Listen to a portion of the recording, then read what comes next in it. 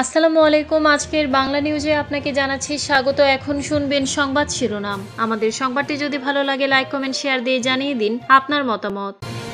24 মানবতা বিরোধী অপরাধ শেখ হাসিনার মৃত্যুদণ্ড।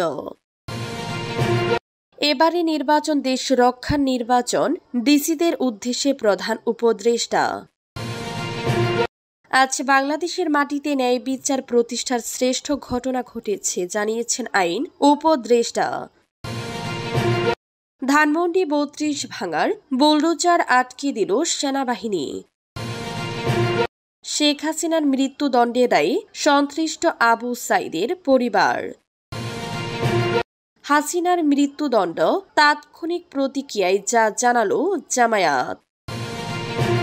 24 মানবতা বিরোধী অপরাধ শেখ হাসিনার মৃত্যুদণ্ড। 24 জুলাই আগস্ট অভ্যুত্থানের সময় সংঘটিত মানবতা বিরোধী অপরাধের ঘটনায় ক্ষমতাচ্যুত স্বৈরাচার শেখ হাসিনা ও সাবেক স্বরাষ্ট্রমন্ত্রী আসাদুজ্জামান খান কামালের মৃত্যুদণ্ডে রায় দিয়েছেন আন্তর্জাতিক অপরাধ ট্রাইব্যুনাল। একই সঙ্গে দোষ স্বীকার করে রাজসাক্ষী হয়ে ট্রাইব্যুনালের সাবেক প্রধানমন্ত্রী স্বরাষ্ট্রমন্ত্রীর বিরুদ্ধে সাক্ষ্য দিয়ে সাবেক আইজিপি চৌধুরী আব্দুল্লাহ আল মামুনকে 5 বছরের কারাদণ্ড দেওয়া হয়েছে। সোমবার বিচারপতি মোহাম্মদ গোলাম মুর্তজা মজুমদারের নেতৃত্বাধীন 3 সদস্যের আন্তর্জাতিক অপরাধ ট্রাইব্যুনাল একে রায় ঘোষণা করেছেন। ট্রাইব্যুনালের অন্য 2 সদস্য হলেন বিচারপতি মোহাম্মদ শফিউল আলম মাহমুদ ও বিচার মোহাম্মদ মহিতুল হক এনাম চৌধুরী। দেশে মানবতা বিরোধী অপরাধের অভিযোগে আন্তর্জাতিক অপরাধ ট্রাইব্যুনালে কোনো সাবেক সরকার প্রধানের বিরুদ্ধে এটি প্রথম রায়। মামলায় 2 নম্বর অভিযোগে শেখ হাসিনাকে মৃত্যুদণ্ডের আদেশ দেওয়া হয়েছে।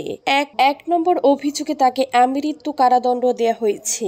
আন্তর্জাতিক অপরাধ ট্রাইব্যুনালের রায়ে বলেছে, মানবতা বিরোধী অপরাধে যেসব অভিযোগ আনা হয়েছে তাতে সাবেক প্রধানমন্ত্রী শেখ হাসিনার সাবেক স্বরাষ্ট্রমন্ত্রী আসাদুজ্জামান খান কামাল ও সাবেক আইজিপি আব্দুল্লাহ আল মামুনের অপরাধ প্রমাণিত হয়েছে। এবারে নির্বাচন দেশ রক্ষার নির্বাচন, ডিসিদের উদ্দেশ্যে প্রধান উপদেষ্টা। আগামী জাতীয় সংসদ নির্বাচন ও গণভোটের শতভাগ সততা, নিরপেক্ষতা ও নিষ্ঠার সঙ্গে দায়িত্ব পালনের জন্য জেলা প্রশাসকের ডিসি নির্দেশনা দিয়েছেন প্রধান উপদেষ্টা অধ্যাপক মোহাম্মদ ইউনুস। তিনি বলেছেন, এবারে নির্বাচন গতানুগতিক কোনো নির্বাচন নয়, বরং এটি দেশ রক্ষার নির্বাচন। আজ সোমবার প্রধান উপদেষ্টার কার্যালয়ে সদ্য পদায়ন করা 50 জেলা প্রশাসক সহ 64 জেলার প্রশাসকের উদ্দেশ্যে বক্তব্য দেওয়ার সময় প্রধান উপদেষ্টা এই কথাগুলো বলেন।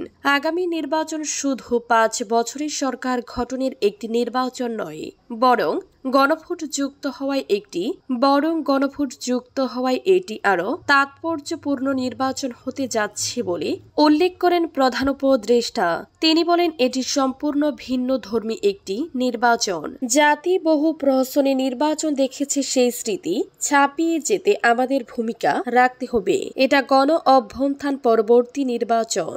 এই নির্বাচন গণ অভ্যুত্থানকে পূর্ণতা দেওয়ার নির্বাচন। এই নির্বাচনের মধ্যে দিয়ে জাতির জন্য নির্ধারিত হবে শতাব্দীর গতিপথ। আজ বাংলাদেশের মাটিতে ন্যায় বিচার প্রতিষ্ঠার শ্রেষ্ঠ ঘটনা ঘটেছে জানিয়েছেন আইন উপদেষ্টা। অন্তর্বর্তী সরকারের আইন বিচার ও সংসদ বিষয়ক উপদেষ্টা ডক্টর আসিফ নজরুল বলেছেন, আজকে বাংলাদেশের ইতিহাসে একটি ঐতিহাসিক দিন।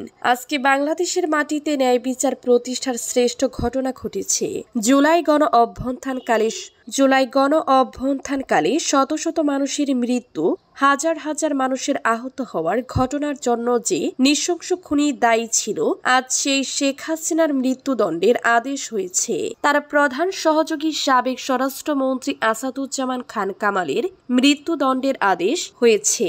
সোমবার বিকেলে সচিবালয়ে আইন মন্ত্রণালয় নিজ দপ্তরে সাংবাদিকদের এক প্রশ্নের জবাবে তিনি এ কথা বলেন। তিনি বলেন, আজকে জুলাই গণ অভ্যুত্থানের আরেকটি বিজয়ের দিন। আজকে আমার বিশেষ করে মনে করছি আবু সাইদের কথা, মুগ্ধ, ওয়াসিফ, ইয়ামিন, আনাস, সবার কথা মনে পড়ছে। আজকে তাদের বিদেহী আত্মা হয়তো একটু শান্তি পাবে। আজকে তাদের সুখ সন্তব্য পরিবারের কথা মনে পড়ছে। হয়তো এই রায়ের মধ্যে দিয়ে তারা সামান্য হলেও সান্ত্বনা পাবে।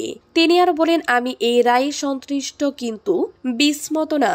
আর শেখ হাসিনা ও তার সহযোগীদের মানবতা বিরোধী অপরাধে যে তাজা জোরাল ও বিস্তৃত প্রমাণ রয়েছে, পৃথিবীর যে কোনো আদালতে এর শাস্তি হলে সর্বোচ্চ শাস্তি হওয়ার কথা। ধানমন্ডি ৩২ ভাঙার বুলডোজার আটকে দিল সেনাবাহিনী। রাজধানীর ধানমন্ডি ৩২ নম্বরে আইন শৃঙ্খলা বাহিনীর সঙ্গে উপস্থিত জনতার ধাওয়া পাল্টা ধাওয়ার ঘটনা ঘটেছে।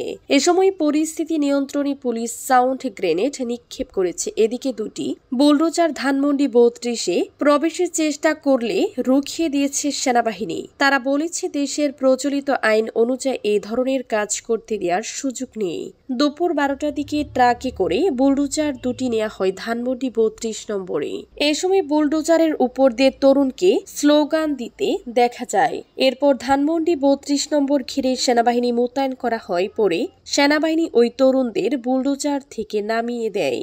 সরেজমিনে দেখা গেছে এক্সক্লাভেটর দিয়ে এগোতে চাইলে ছাত্র জনতাকে ঠেকাতে সেনাবাহিনী ও পুলিশ আটকানোর চেষ্টা ও পরে লাঠিচার্জ করে। এতে ছাত্র জনতা ক্ষুব্ধ হয়ে ইট পাটকেল নিক্ষেপ শুরু করে। হঠাৎ পাল্টাপাল্টি ধাওয়ায় পুরো এলাকা থমথমে বিরাজ করছে। এক্সক্লাভেটর সহ অবস্থান নিয়ে ছাত্র জনতা আওয়ামী লীগ বিরোধী নানা স্লোগান দিয়ে পরিবেশ উত্তপ্ত করে তুলে। তাদের স্লোগানের মধ্যে ছিল, মুজিববাদের আস্থানা এই বাংলায় হবে না, ৩২ নম্বর বাড়িটি ভেঙে দাও, গুড়িয়ে দাও ইত্যাদি। এ সময় ছাত্রদের একাংশ দৃঢ় কণ্ঠে বলেন, যত বাধাই আসুক খুনি শেখ হাসিনা রায় ঘোষণার পরপরে আমরা ৩২ নম্বর বাড়িটি গুড়িয়ে দিতে চাই। এখান থেকে আমাদের ভাই বোন মা বাবাকে গুলির নির্দেশ দেওয়া হয়েছিল। সেই বাড়ির কোনো স্মৃতি আর রাখতে চায় না। জুলাই স্মৃতি সংরক্ষণ পরিষদের আহ্বায়ক পরিচয় দিয়ে নাহিদ হাসান নামের একজন বলেন, যেবার প্রথম শেখ হাসিনা বক্তব্য পালিয়ে যাওয়ার পর সেবার আমরা প্রথম ধানমন্ডি ৩২ ভেঙেছিলাম। তখন চিহ্নিত করতে পারিনি। আজকে যেহেতু শেখ হাসিনা রায়, আজকে রায়ের মধ্যে দিয়ে শেখ হাসিনা বা আওয়ামী লীগের রাজনীতি আমরা আশা করছি ধূলিসাৎ হয়ে যাবে।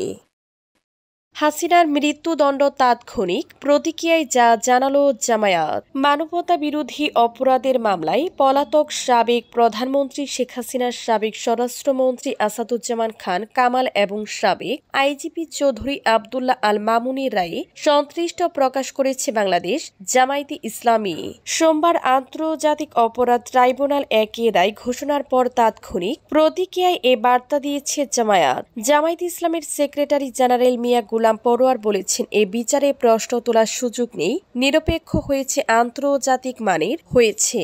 তিনি আরো বলেন, আজকে বাংলাদেশের বিচারের ইতিহাসে একটি গুরুত্বপূর্ণ দিন। মানবতা বিরোধী অপরাধের বিচার জনগণের দাবি ছিল, যা আজকে ট্রাইব্যুনালের রায়ের মধ্যে দিয়ে আংশিক হলেও পূর্ণ হয়েছে।